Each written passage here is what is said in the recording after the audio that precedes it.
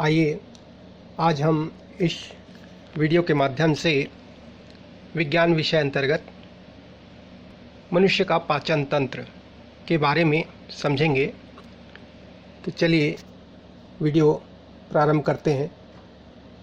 मनुष्यों में भोजन ग्रहण करने, उसे पचाने एवं बिना पचे भोजन को शरीर से बाहर निकालने के लिए विशेष अंग बने होते हैं।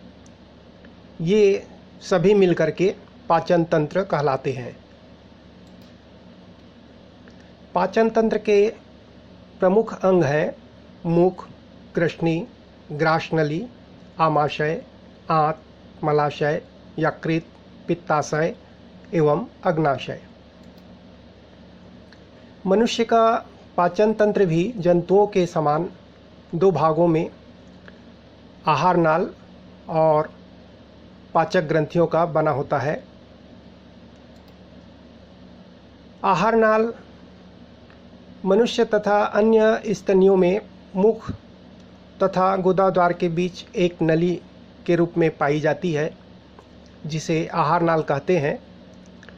यह लगभग 8 से 12 मीटर लंबी कई भागों की बनी होती है, जैसे मुख, गुहा, कृष्णि, ग्रासनली, आमाशय, छोटी आंत, बड़ी आंत।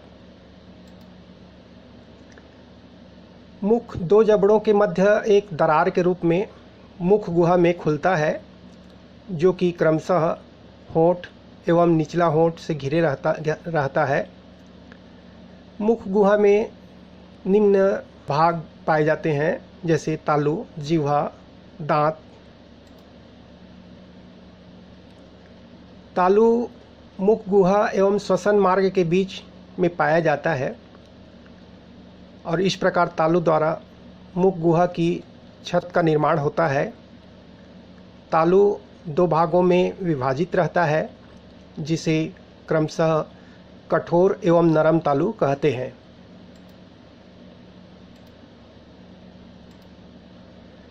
जिह्वा एक मोटी मांसल एवं लचीली संरचना होती है, जिस पर स्वादांकुर पाए जाते हैं।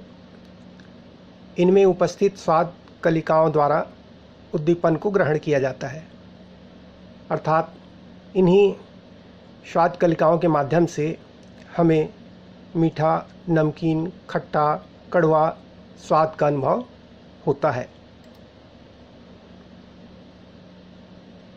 मनुष्य में 4 प्रकार के दांत पाए जाते हैं: कृंतक, रत्नक, अग्रचवर्णक और चवर्णक।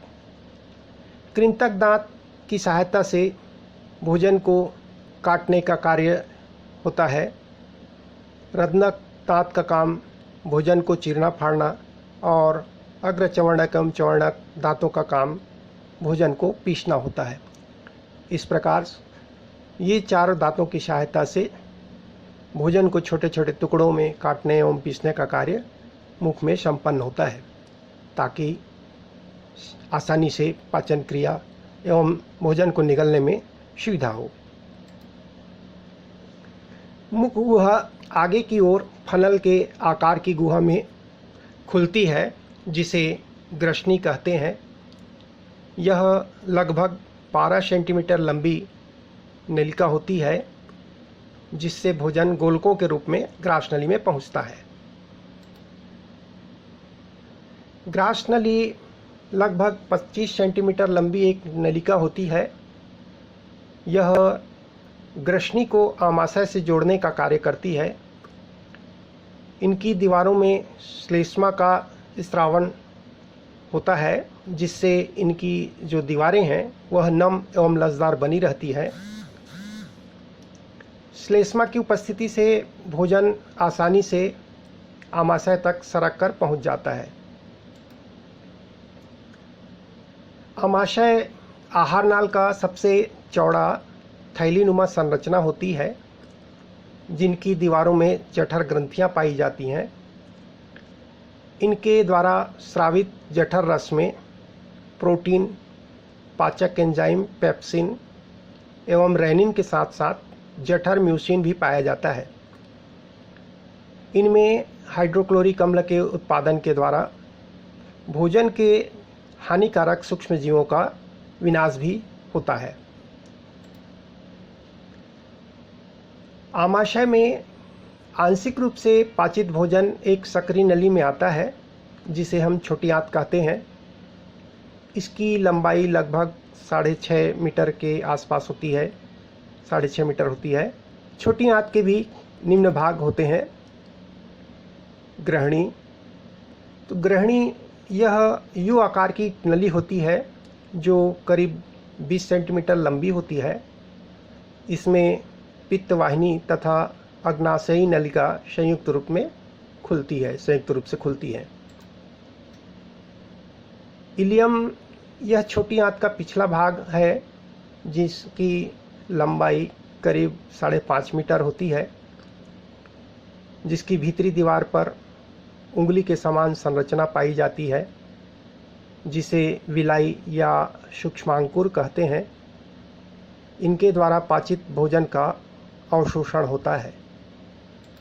बड़ी आंत इलियम एक लंबी नली में खुलती है जिसकी लंबाई करीब 1.5 मीटर लंबी होती है, जिसे बड़ी आंत कहते हैं।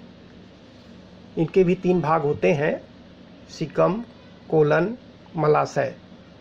बड़ी आंत का अंतिम भाग मलाशय कहलाता है, जिसमें अनपचे भोजन को अस्थायी रूप से संग्रहित किया जाता है। पाचन तंत्र का जो दूसरा भाग पाचक ग्रंथियां होती हैं, ये जो लार ग्रंथि हैं, मनुष्य में 3 प्रकार की लार ग्रंथियां पाई जाती हैं।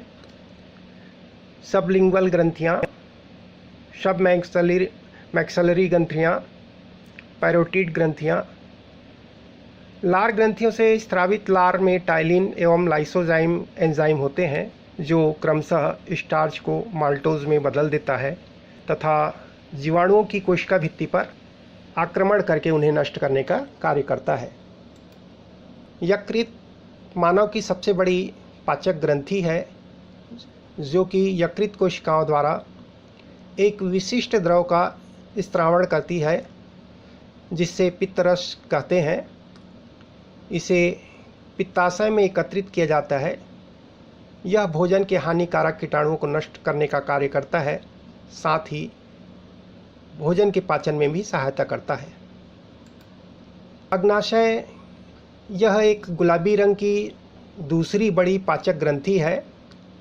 इसके द्वारा अग्नाशयी रस स्रावित किया जाता है जो भोजन के पाचन में सहायता करता है। संभवतः आप सभी को यह वीडियो पसंद आई होगी। इस वीडियो को देखने के लिए आप सभी का धन्यवाद।